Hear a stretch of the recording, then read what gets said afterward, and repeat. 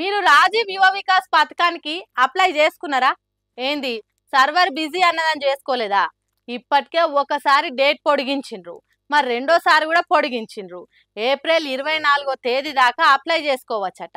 అయితే రాజీవ్ యువ వికాస్ పథకానికి అప్లై చేసినోళ్ళు ఏమేం చెయ్యాలి, ఎసోంటి రూల్స్ ఫాలో కావాలనేది డిప్యూటీ సీఎం బట్టి విక్రమార్క చెప్తున్నాడు. ఈనుండ్రి. జూన్ 2వ తారీఖు నాడు ప్రతి శాసనసభ నియోజకవర్గంలో మండలాల వారుగా శాంక్షన్ లెటర్లు ఇస్తూ 9వ తారీఖు లోపల అన్ని మండలాల్లో శాంక్షన్ లెటర్స్ అందించే కార్యక్రమం కూడా అయిపోతుంది. ఎవరెవల అదృష్టం ఎట్లున్నదో గానీ జూన్ 2వ తారీఖు నాడు నియోజకవర్గ వర్గాలల్లో యువ వికాసం పథకం శాంక్షన్ అయినోళ్లకు లెటర్లు ఇచ్చుడు మొదలు పెడితే 9 నాటికి లెటర్లు ఇచ్చుడు వస్తుందట. శాంక్షన్ లెటర్లు ఇచ్చిన తర్వాత వారు ఎంచుకున్నటువంటి స్వయం ఉపాధి పథకానికి సంబంధించినటువంటి స్కీమ్కి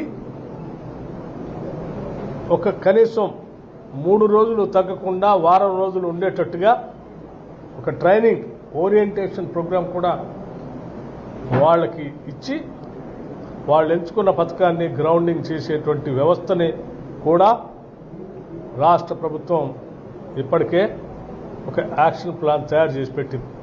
ఇన్నరా పథకం శాంక్షన్ అయితే సరిపోదు.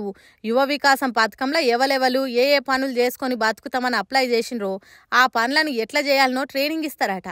3 రోజులకు తక్కువ కాకుండా 7 రోజులకు ఎక్కువ కాకుండా ట్రైనింగ్ ఇచ్చి ఎట్లా బాగుపడాలనో చెప్తారట. మరి కాంగ్రెస్ పార్టీ చేస్తున్న సాయం తీసుకొని బతుకులు బాగుపడాలని చెప్తారా, లేకుంటే కాంగ్రెస్ పార్టీ కార్యకర్తల కోసమే యువ వికాసం పెడుతున్నామని ముఖ్యమంత్రి చెప్పిండు కాబట్టి యువ వికాసం తీసుకున్న వాళ్ళంతా కాంగ్రెస్ పార్టీ బాగు కోసం పనిచేయాలి అని చెప్తారా?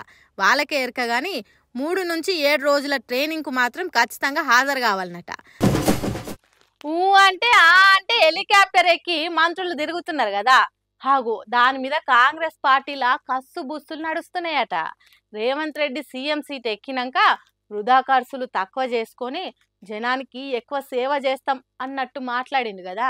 మరి ఆ మాటలు ఎక్కడికి పోయినాయో గాని కాంగ్రెస్ పార్టీ మంత్రుల నడుమ హెలికాప్టర్ ప్రయాణాల మీద హై రేంజ్ లో చర్చ నడుస్తుందట. ఆరోగ్య మంత్రి దామోదరం రాజనరసింహ సర్కార్ మీద అలిగినట్టే మాట్లాడుతున్నాడు. హెలికాప్టర్ల తిరిగేతానికి కొంతమందికి ఏమన్నా స్పెషల్ పర్మిషన్లు ఉన్నాయా? నేను మంత్రిని కాదా? మేము ఉత్తోళ్ళం, ఉత్తర తెలంగాణ మంత్రులు గట్టోళ్ళా? వాళ్ళే గాలి మోటార్లల్లా తిరుగుతారా? హెలికాప్టర్లు ఎక్కాలన్న వాళ్ళే, వాటిని కొనాలన్న వాళ్ళే.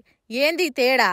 తెలంగాణ 4 దిక్కులకు తిరిగేతానికి 4 గాలి మోటార్లు కొనాలి, వాటిని సెక్రటేరియట్లో పెట్టాలి. నేను ఇంతవరకు గాలి మోటార్ ఎక్కలేదు, తక్కువలో తక్కువ గాలి మోటార్లు వాడిన మంత్రిని నేనే అన్నట్టు విలేకరులతో మాట్లాడిందట దామోదర్ రాజనరసింహ. ఈ మంత్రివర్గ విస్తరణల పదవి కోసం కొట్లాడే ఎమ్మెల్యేలు ఏందో, ఈ హెలికాప్టర్ల ఎగిరిపోవడేందో, సీఎం సాబ్ అంటే ఢిల్లీకి పోవడేందో, 6 గ్యారంటీల అమలు కోసం డబ్బులు లేవనుడేందో, సొంత పార్టీలనే ఒకల మీద ఇంకొకరు చిన్నపిల్లల తీరుగా షాడీలు చెప్పుకునేందో, అంతా ఆగమాగమున్నది కాంగ్రెస్ పార్టీ పరిస్థితి అని అంటున్నారు మంత్రులు, ఎమ్మెల్యేల కీసులాట చూస్తున్న జనాలు.